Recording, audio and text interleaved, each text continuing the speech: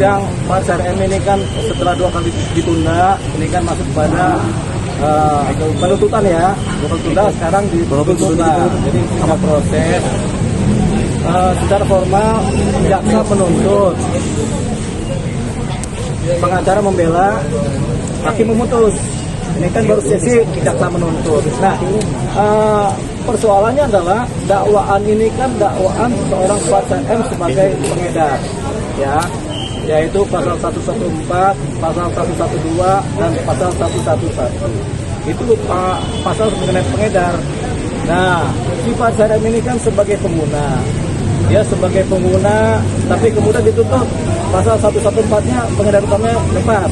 Tinggal pasal 112 dan 111. Ya. Nah, Pasar M ini dituntut 6 tahun penjara. Tapi dia adalah pengguna. Tapi tampaknya dia dituntut sebagai pengedar juga. Begitu. Jadi kita kemudian akan melakukan pembelaan. Tapi yang paling penting kan fakta-fakta di persidangan sama-sama sudah kita ketahui bahwasanya seorang Pasar M adalah pengguna.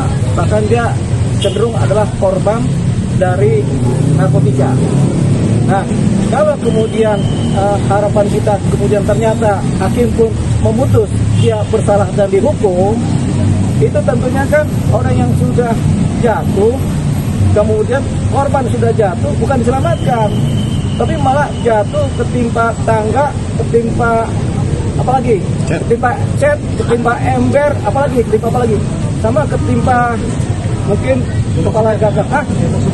Nah itu banyak timpanya. Jadi ini akhirnya kan kita nggak dalam posisi melakukan penyelamatan terhadap korban yang dari narkotika ini. Dia kan pengguna. Jadi ini kita cukup sayangkan.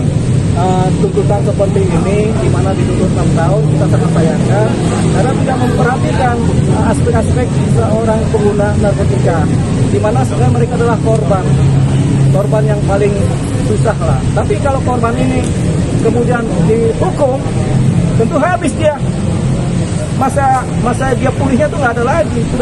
Sudah dituntut 6 tahun, kalau dia putus hukuman juga 6 tahun, ya habis posisi dia gitu. Jadi kita tidak menyelamatkan seorang pengguna, malah kita menghancurkan. Ini yang kita sayangkan. Seorang pengguna narkoba berat yang sudah kecanduan kemudian harus dihukum yang berat juga. Artinya kan kita tidak menyelamatkan jiwanya, tidak menyelamatkan fisiknya, tapi kita membiarkan dia belangsak. Tahu belangsak? Nah, belangsak itu di bawahnya belubuk, gitu ya. Hancurnya. Jadi gitu. Jadi kita akhirnya kita harus menyelamatkan dia. Jadi kami sebagai pembela akan melakukan pledoi, tentunya dengan hati nurani lah. Apalagi pihak BNN, kepala BNN sudah menyatakan pengguna itu korban, jangan dihukum. Tapi ini kan masih tetap dituntut, ya kan? Mungkin hanya karena mematuhi prosedur dakwaan yang sudah terlanjur diadakan, yaitu pasal ini di mana dia adalah pengedar dan dipaksakan, ya sudah nggak apa-apa. Namanya juga jaksa menuntut. Gitu, sebenarnya ada posisi jaksa bisa menuntut lepas juga atau menuntut rehabilitasi juga, ada posisi, tapi tidak digunakan oleh pihak jaksa, tapi mereka tetap menuntut 6 tahun masa penjara. Ini yang kami sesalkan sebagai pembela, sebagai pengacara kami sesalkan ini, karena kami punya roh yang sama dengan kepala BNN, dengan BNN bahwasanya pengguna adalah korban. Jangan kemudian dihancurkan kehidupannya dengan tambahan hukuman. Nggak ada efek jerah kalau pengguna, karena pengguna itu kecanduan, harus direhabilitasi, bukan dihukum. Dihukum itu nggak akan ada efek jerah, dia akan tetap kecanduan terus. Tapi kalau dia direhabilitasi, dia akan pulih dari kecanduan tadi dan dia bisa selamat hidupnya. Ini yang tidak diperhitungkan.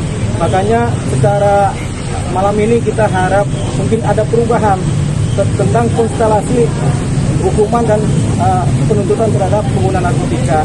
Jangan seperti ini. Nah, nggak apa-apa, ini diedarkan supaya nanti kita sinergi dengan BNN. Karena apa yang menjadi roh dari ucapan BNN kita pakai sebagai bagian dari hal yang sama. Itu tadi yang kemudian kami sebagai pengacara menyesalkan ini.